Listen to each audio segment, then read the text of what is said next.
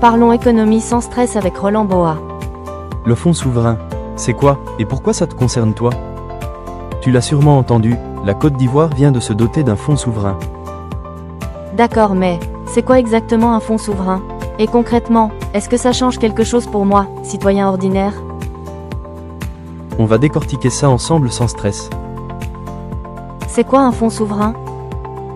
Imagine que l'État, c'est un ménage. Quand tu travailles et que tu gagnes de l'argent, il y a deux types de ménages. Celui qui dépense tout ce qu'il gagne. Celui qui met de côté pour l'avenir, qui investit, qui se protège des coups durs. Un fonds souverain, c'est exactement ça. C'est la tirelire stratégique d'un État.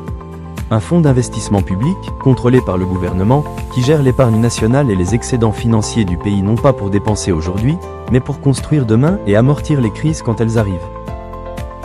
Les plus grands au monde sont les fonds du Golfe, les Émirats et l'Arabie Saoudite, celui de la Norvège qui gère collectivement plus de 13 000 milliards de dollars. C'est l'argent de leurs ressources naturelles, mis au travail à l'échelle mondiale. Et moi, le citoyen, je gagne quoi? Oui, la vraie question, est-ce que ça change ta vie à toi? Oui, mais pas immédiatement. Voilà comment. Premier bénéfice, la protection contre les chocs. Quand le prix du cacao s'effondre, quand le pétrole fluctue, quand une crise mondiale arrive sans fonds de stabilisation, l'État coupe dans les services publics, les investissements ralentissent, et c'est toi qui absorbes le choc. Un fonds souverain, c'est un coussin. Deuxième bénéfice, des infrastructures sans s'endetter à l'infini. La Côte d'Ivoire a construit beaucoup depuis 2011 routes, ponts, échangeurs mais largement à crédit. Un fonds souverain permet de financer les infrastructures de demain avec l'argent d'aujourd'hui, sans creuser la dette. Troisième bénéfice, une épargne pour les générations futures. Le cacao, l'or, le gisement baleine, ces ressources sont limitées.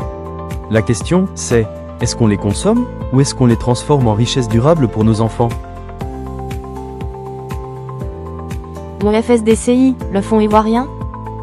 Concrètement, en Côte d'Ivoire, le gouvernement a officiellement créé le FSDCI, le Fonds souverain stratégique pour le développement de la Côte d'Ivoire le 15 avril 2026. Ce fonds est structuré en 3 compartiments, un pour les infrastructures stratégiques, un pour la stabilisation économique face aux chocs extérieurs, et un troisième pour constituer une épargne publique de long terme. Il sera alimenté principalement par les revenus du secteur extractif l'or, le pétrole, le manganèse et on parle d'un contexte de boom. 58 tonnes d'or produites en 2024 avec une ambition d'atteindre 100 tonnes. Le gisement baleine, qui doit passer de 60 000 à 200 000 barils par jour d'ici 2030. C'est une vraie fenêtre d'opportunité mais c'est important de le dire, le succès dépendra de la gouvernance. Transparence dans la gestion, indépendance des décisions, affectation claire des fonds. Sans ça, le meilleur outil peut devenir une boîte noire et ça, on a le droit de le dire et de l'exiger. En conclusion, un fonds souverain, c'est une décision de société, on choisit de penser long terme.